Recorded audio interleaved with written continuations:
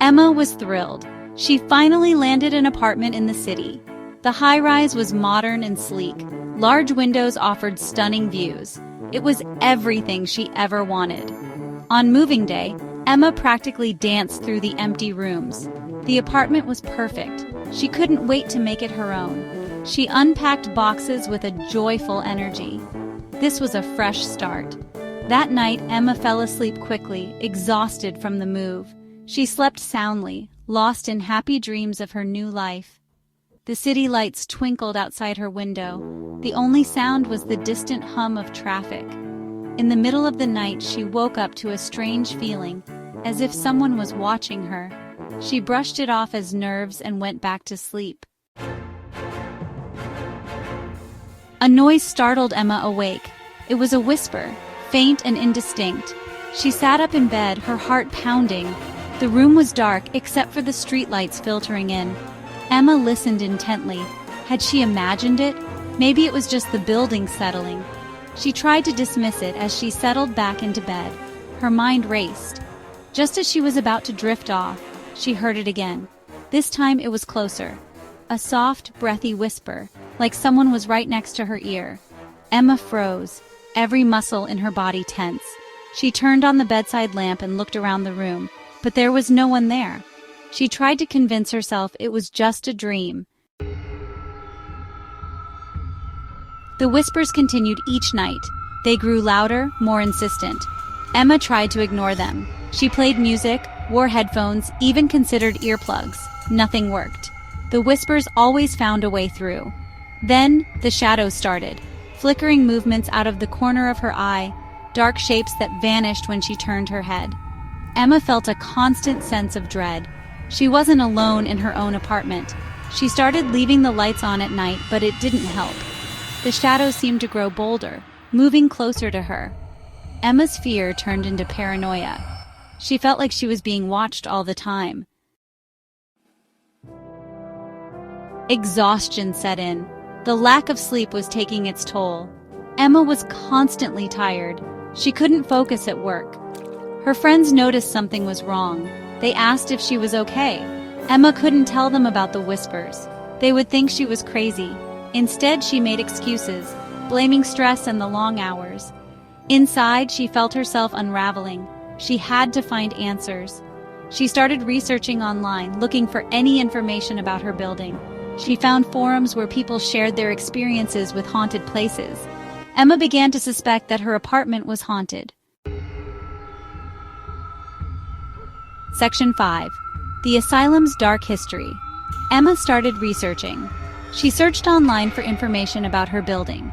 At first, she found nothing unusual, just the usual construction details and architectural plans. Then she stumbled upon an old newspaper article. It mentioned her building's address. It was built on the site of an asylum that had burned down decades earlier. The fire claimed the lives of many patients.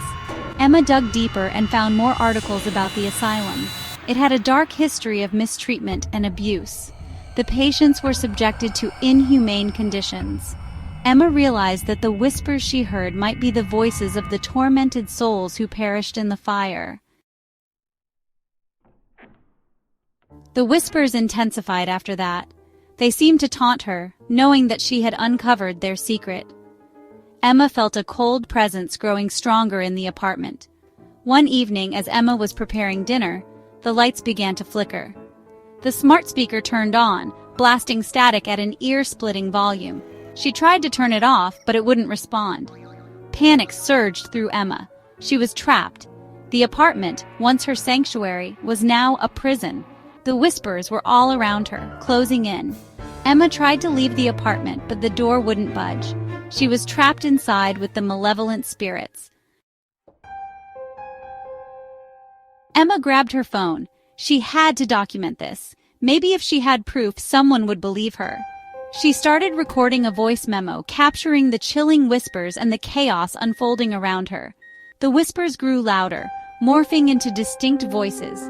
They spoke of suffering, of anger, of revenge. They were the voices of the asylum patients, trapped within the walls. Emma's hands shook as she recorded the voices. She pleaded with them to leave her alone, but they only grew louder. The room grew colder, and Emma could see her breath in the air. She felt a hand on her shoulder, but when she turned around, no one was there. The voice recording captured everything. The frantic pounding on the door as Emma screamed for help. The chilling moment when the whisper surrounded her completely. Then, silence. The next morning, the building manager found Emma's apartment door ajar. He called her name, but there was no answer. He cautiously entered the apartment. It was empty. Emma's belongings were still there, but there was no sign of her.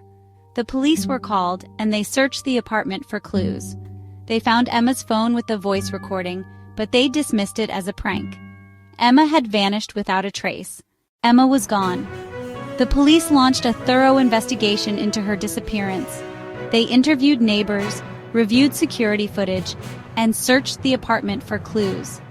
Despite their efforts, they found no trace of her.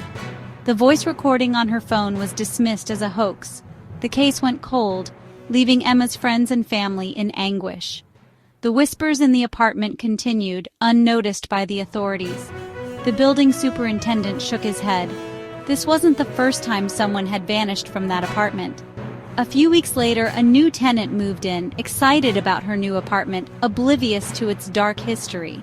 As she unpacked her belongings, she thought she heard a faint whisper coming from the walls. She brushed it off. It was probably just her imagination. Or was it? The new tenant started experiencing the same strange occurrences as Emma. The cycle of terror continued. Emma was gone.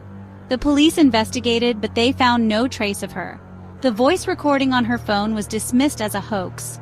The building superintendent shook his head. This wasn't the first time someone had vanished from that apartment. A few weeks later, a new tenant moved in. She was excited about her new apartment, oblivious to its dark history. As she unpacked her belongings, she thought she heard a faint whisper coming from the walls. She brushed it off. It was probably just her imagination. Or was it?